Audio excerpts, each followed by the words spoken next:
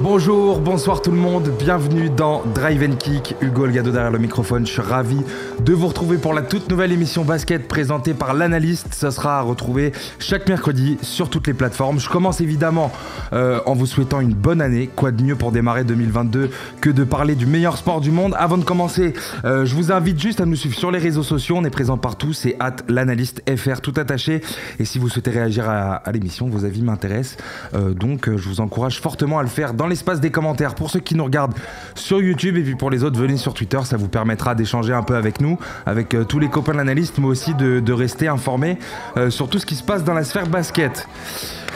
Bon, de quoi on va parler aujourd'hui les amis? Eh bien on va tristement commencer 2022 avec les Los Angeles Lakers qui sont terriblement dans le dur sur ce début de saison. Je vais peut-être me fâcher, spoiler, je vais me vénère.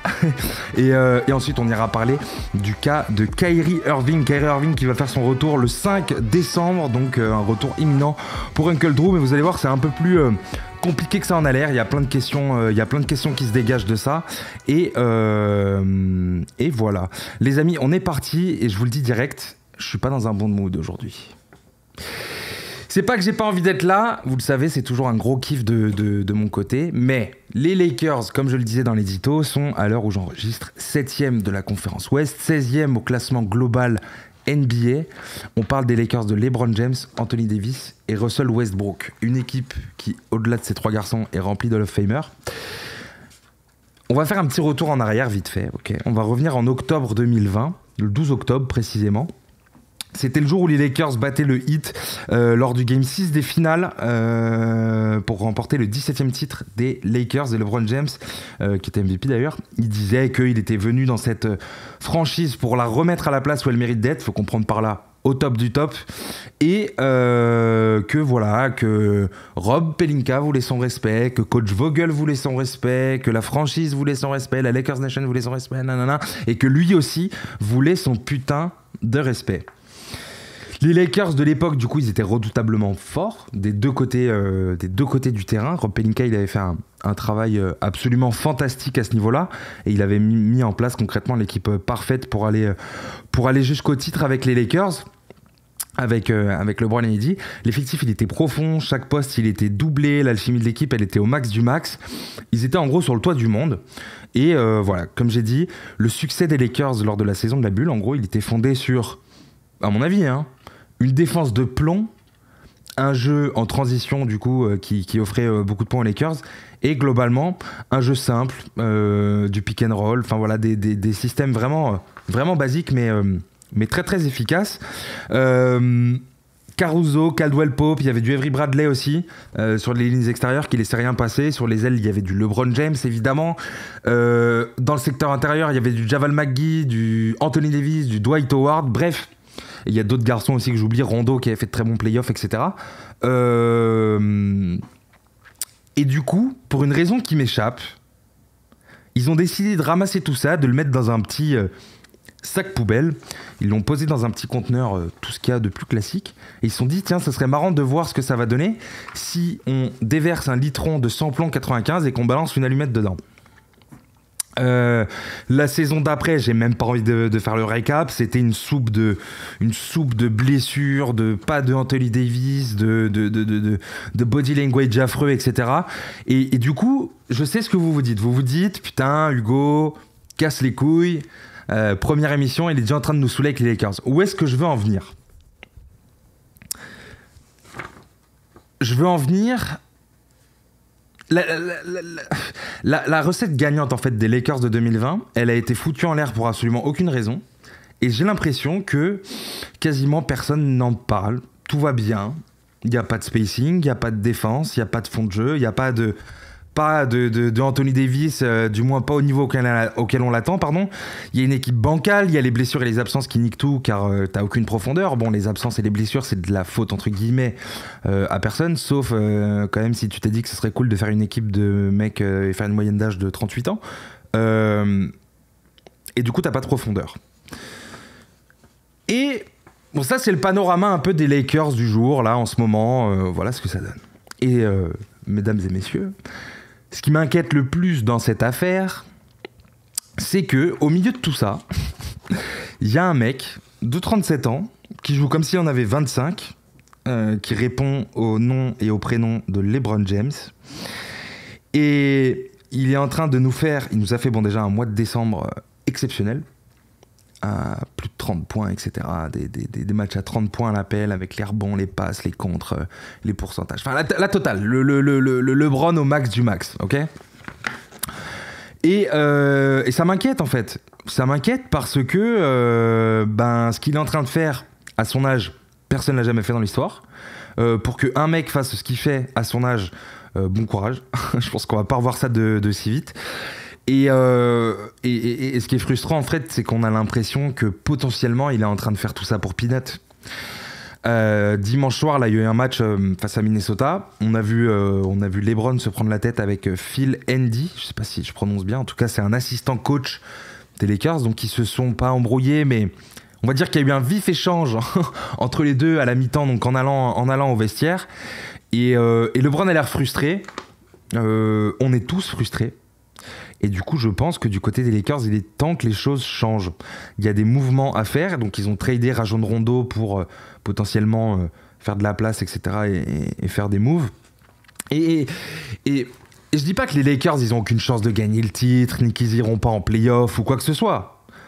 Moi, ce qui m'énerve, en fait, c'est que quand t'étais dans la bulle, après la bulle, le seul truc qui te restait à faire, concrètement, c'était...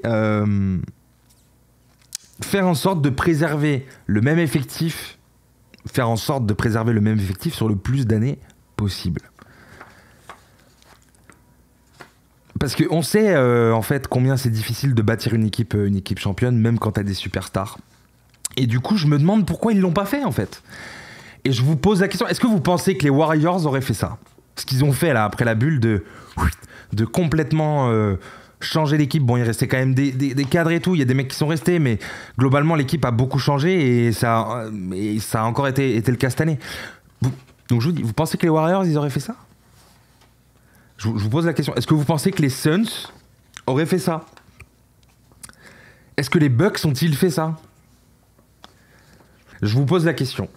Dites-moi ce que vous en pensez dans les commentaires ou sur Twitter. Pendant ce temps-là, on va passer à la suite et on va parler de Kyrie Irving. Kyrie Irving, du coup, qui ne jouait pas sur ce début de saison. Les Nets avaient décidé de l'écarter du groupe. C'est une décision morale et politique. C'était pas une décision sanitaire. En gros, l'idée, c'était d'éviter les va-et-vient, le côté un peu Dancy, et donc de préserver une certaine continuité dans le groupe des Nets.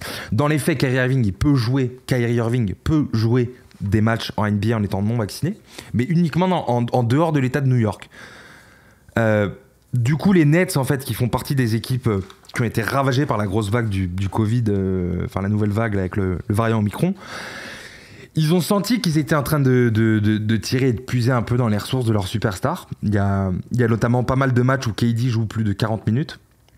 Et donc, afin de préserver leur star, ils se sont dit que peut-être réintégrer une superstar offensive du niveau de Kyrie Irving dans un jeu où le but c'est de mettre plus de paniers que l'équipe d'en face, ça pouvait pas être si mal. Du coup, en ce moment, si vous suivez un peu ce qui se passe du côté des médias, notamment de l'autre côté de l'Atlantique, vous pouvez voir certaines personnes gueuler à droite, à gauche, sauf que... Pourquoi j'ai envie d'en parler ? Parce que j'ai un peu l'impression que c'est, vous savez, c'est ce genre d'émission où les scandales, etc. sont parfaits pour l'audimat.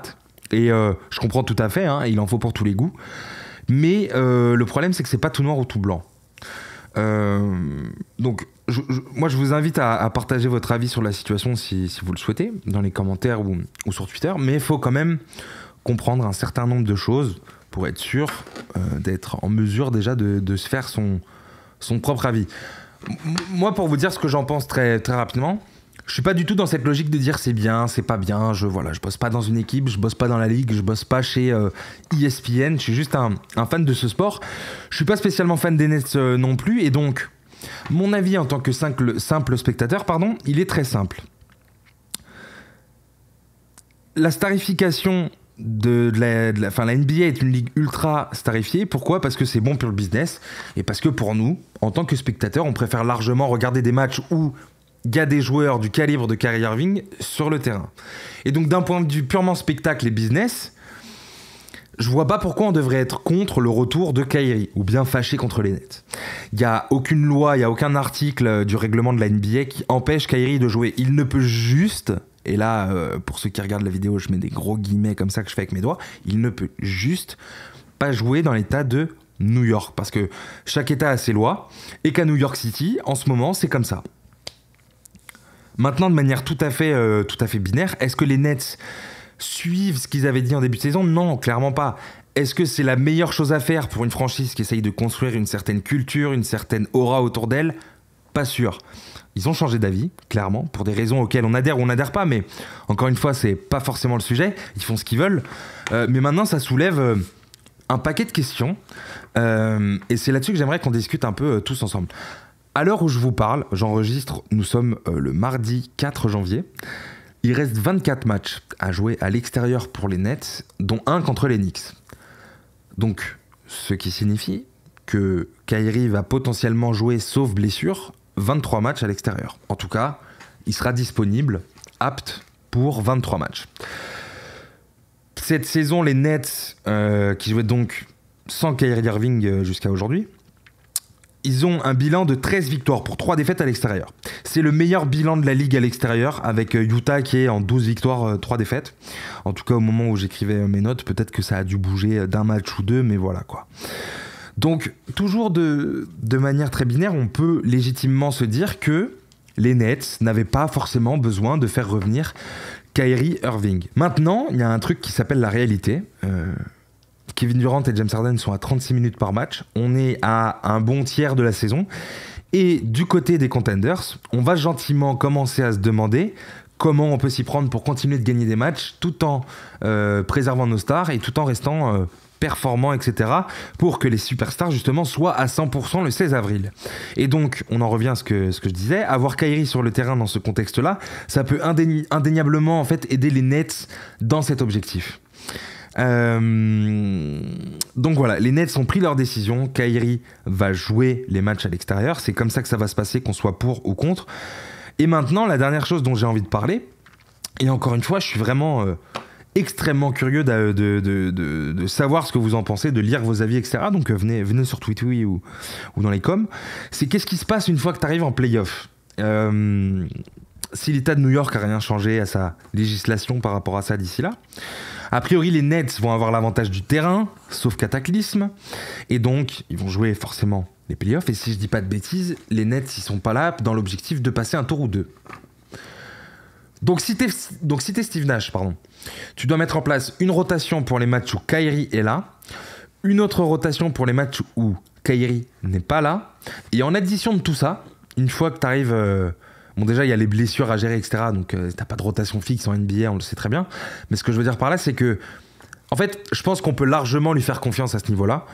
Par contre, comment tu fais une fois que t'es en play-off pour gérer cette double rotation, tout en ajoutant à ça les ajustements tactiques nécessaires, en fait, et qui sont inévitables une fois que t'es en play-off et que tu joues des séries au meilleur des 7.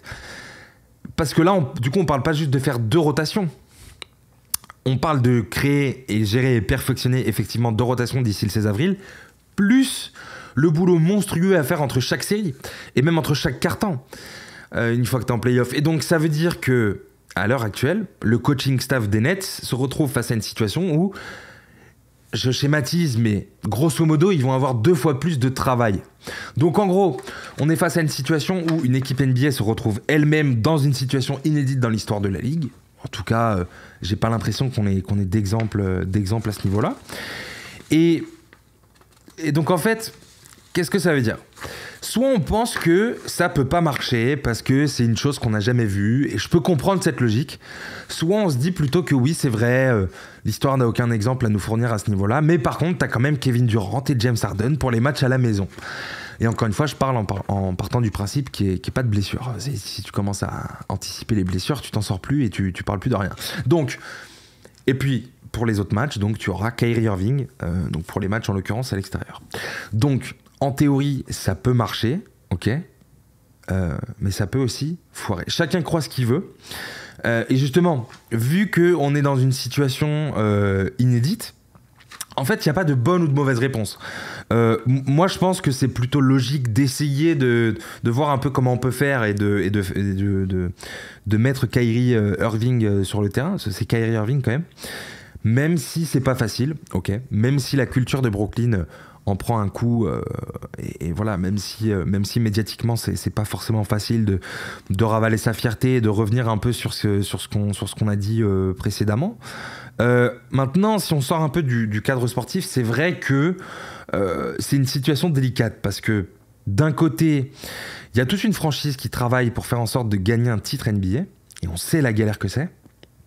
Et de l'autre, on a un joueur quand même qui prend des décisions qui lui appartiennent et personne n'a rien à dire à ce niveau-là sur ce qu'il doit faire ou non. Mais je veux dire, Kyrie Irving, c'est pas un hors-la-loi parce qu'il pense certaines choses et parce qu'il veut pas se faire vacciner. D'accord ? Là-dessus, je pense qu'on est tous d'accord. Par contre, effectivement, je pense qu'on est légitimement tous en mesure de penser que... Enfin, on est en mesure quand même de se demander si Kyrie n'en fait pas trop. Parce que effectivement, enfin, je veux dire, Kyrie force peut-être un peu quand même sur la corde. Moi, je suis différent. Moi, je fais tout différemment de tout le monde. On parle souvent d'éthique de travail, d'implication et de chaque joueur dans l'équipe et des sacrifices qui sont obligatoires en fait si tu veux aller jusqu'au titre NBA. Et je sais pas, j'ai l'impression que Kyrie Irving, il est un peu... Je sais pas si on peut parler de fainéantisme, mais il y a ce côté un peu de détachement qui, moi, j'avoue, me dérange. Enfin, je veux dire, si tu veux faire partie d'un projet et que tu veux que ce projet il fonctionne et que tu veux aller le plus loin possible, tu dois faire des sacrifices. Tu dois voir plus loin que le bout de ton nez. Tu dois respecter au minimum un certain cadre qui t'est imposé, pas parce qu'il te l'est imposé, parce que c'est un cadre grosso modo obligatoire si tu veux aller jusqu'au bout, si tu veux aller jusqu'au titre. Et au-dessus de tout ça, moi, j'aimerais vraiment bien savoir ce que pense Kevin Durant de la situation. Les médias rapportent que les discussions entre les deux joueurs se sont largement intensifiées avant l'annonce justement du retour de Kyrie. Et voilà, comme je l'ai dit, j'aimerais vraiment bien voir et savoir ce que Kevin Durant a bien pu dire à Kyrie Irving, parce que l'autre, il a pas 20 ans, il veut gagner la bague en tant que patron de l'équipe. Et voilà, donc on a l'impression que Kyrie, mais tout ça, il est un peu en mode... il prend les trucs avec légèreté et tout, et bon, voilà, je peux comprendre que ça dérange les gens. Moi, c'est pas trop mon genre de me faire des opinions sur tout ce qui est extra sportif et tout, d'une personne à une autre. Voilà, on connaît pas la vie des gens, etc. Mais voilà, j'ai essayé quand même de vous faire un peu le tableau d'ensemble, on va dire, de la situation des Nets et de Kyrie Irving. Affaire à suivre du côté de Brooklyn, du côté de Kyrie. On vous tiendra évidemment informé de la situation sur notre site et sur les réseaux sociaux. Vous pouvez c'est compliqué. Vous pouvez nous trouver facilement. C'est l'analyste FR tout attaché. Dites-moi du coup ce que vous en pensez à droite à gauche du dossier Kyrie Irving, de la situation des Lakers. Je lis évidemment tout avec grand plaisir. Voilà les amis, c'est tout pour aujourd'hui. J'espère que vous avez aimé ce petit format et ce nouveau contenu. Voilà, si vous avez des questions, n'hésitez pas du tout à nous les poser à droite à gauche. On essaiera d'y répondre un maximum avec les copains de l'analyste. Si vous avez aimé ce nouveau format et que vous avez apprécié de manière globale ce qu'on fait sur la chaîne en termes d'audiovisuel, etc., assurez-vous de bien être abonné à la chaîne et d'en parler à vos amis. On a vraiment envie de se donner les moyens de communiquer avec vous le plus possible, de vous offrir le plus de formats possible. Et c'est aussi pour ça qu'on vous demande souvent de nous donner vos avis, de répondre à nos sondages, de venir faire un tour sur nos Twitter Space quand on en fait pour participer avec nous et tout. Parce que vraiment, tout ce qui peut nous permettre de nous rapprocher de vous, on le fait vraiment parce qu'il y a cette envie de rassembler une communauté de passionnés de basket derrière tout ça. Et donc, c'est ce qu'on essaye de faire. Juste avant de finir, je tiens à dire un énorme merci à Ben, le boss du média, à toutes les plumes de la rédaction qui font un travail magnifique avec des articles vraiment top. Merci à tous les membres du média, sans qui des émissions comme Drive and Kick, la table de marque, l'entre-deux, le carton, etc. ne seraient pas possibles. Donc un énorme merci à eux les amis. Je vous souhaite une excellente fin de journée, une excellente fin de semaine, et quant à moi je vous dis et je vous donne plutôt rendez-vous mercredi prochain pour un nouvel épisode de Drive and Kick. Avec vous, c'était Hugo Olgado pour l'analyste. Peace.